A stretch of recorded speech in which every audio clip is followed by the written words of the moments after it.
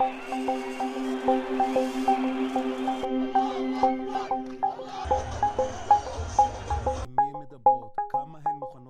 להם את הפרטיות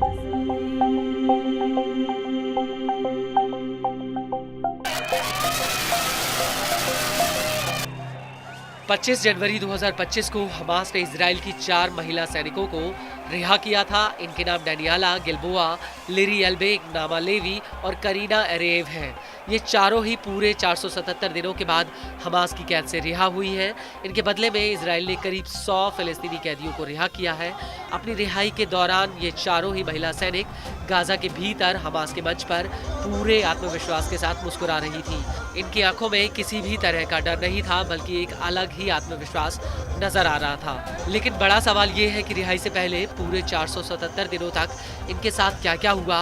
दरअसल हमास की कैद से रिहा होने के बाद इन चारों ने अपनी आप बीती सुनाई है। इन चारों महिलाओं का कहना है कि हमास के लड़ाकों ने उन्हें नागरिक अपार्टमेंट और सुरंगों में रखा, जहां पर साफ सफाई की कमी थी और अक्सर वो लंबे समय तक नहा नहीं पाती थी। उन्हें हमास के लड़ाकों के लिए खाना पकाने और सफाई करने के लिए मजबूर किया जाता था। कभी कभी तो उन्हें खाना भी बहुत कम मिलता था। इसके अलावा हमास की कैद में उन्हें मीडिया यानी रेडियो सुनने के लिए दिया जाता था, जिसके जरिए वो अपने परिजनों की आवाजें सुन पाती थी। और कई बार इन चारों बंधकों को एक साथ रखा जाता था और कई बार इन कैदियों से हमास के लड़ाके जबरन अपने बच्चों की देखभाल तक कराते थे। हमास की कैद के दौरान उन्होंने अरबी बोलना तक सीखा। इसको लेकर इजराइल के पब्लिक ब्रॉडकास्टिंग कॉर्पोरेशन का कहना है कि इन चारों बंधकों को इजरायली बंधक आगम बर्गर के साथ रखा गया था। बता दें कि आगम को तीसरे चरण की रिहाई में रिहा किया जाना है और हाल ही में इन चारों को आगम से अलग किया गया था। हालांकि कैद के शुरुआती दिनों में एक व्यक्ति या महिला इन महिलाओं के साथ में रहता था, जो इनके खाने पीने और नहाने धोने का ध्यान रखता था। ये व्यक्ति या महिला हमास के लड़ाकों और इनके बीच में मध्यस्थ की भूमिका निभाता था।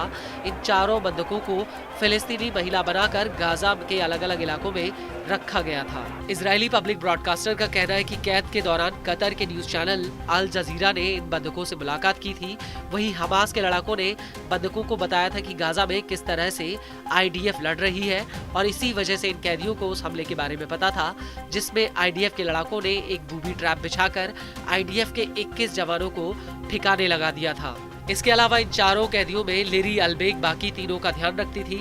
लिरी एक नेता की तरह हमास के लड़ाकों के समूह से बात करती थी। इसके अलावा इन चारों महिलाओं का कहना है कि रिहाई वाले दिन हमास के लड़ाकों ने हमें शर्मसार करने के लिए गाजा में एक मंच पर भेजा, लेकिन उनकी ये कोशिश नाकाम रही। हमने स्टेज पर दिखा दिया कि हम उससे कहीं ज्यादा मजबूत हैं। वहीं इजराइल के केशेट नेटवर्क का कहना है कि अगवा की गई कुछ महिलाएं गाजा के भीतर हमास के कई सीनियर नेताओं से मिली हैं और गाजा में कई बार ऐसा मौका आया जब उन्हें भूखे पेट तक रहना पड़ा। इसके अलावा कई मौकों पर IDF ने उनके बेहद ही करीब हमले किए। उस वक्त इन्हें ऐसा लगा कि कहीं ये IDF के हमलों की चपेट में न आ जाएं।